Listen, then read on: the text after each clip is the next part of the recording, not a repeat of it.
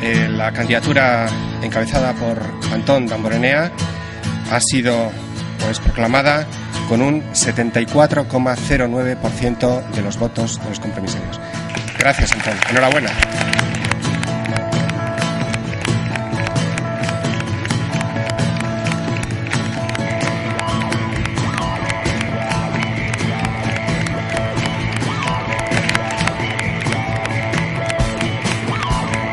Y para frenar al nacionalismo vasco, con sus ansias independentistas, que las vamos a ver a no muy tardar, defendiendo como siempre, que es lo que hemos hecho siempre, ser aquí vizcaínos, vascos y españoles, que no solo es compatible, sino que cada vez es más necesario. Y es más necesario porque conociendo quiénes son nuestros rivales de verdad y conociendo que nos jugamos la libertad, nosotros tenemos muy claro que somos la única alternativa real a ese nacionalismo, sea violento o no.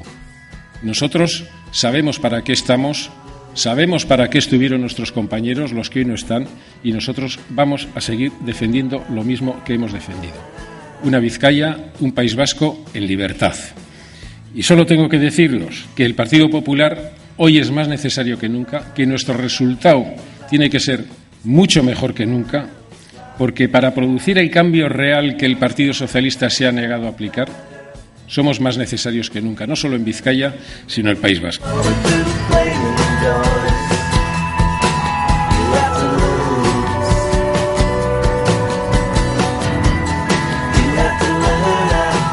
Lo que está en juego en este momento es ese corralito político que pretende PNV con Bildu y Sortu.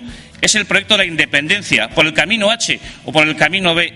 Esa es la verdadera prima de riesgo para Euskadi, porque es la incertidumbre económica, es la mala imagen de lo vasco en el exterior y son los problemas de convivencia en el interior.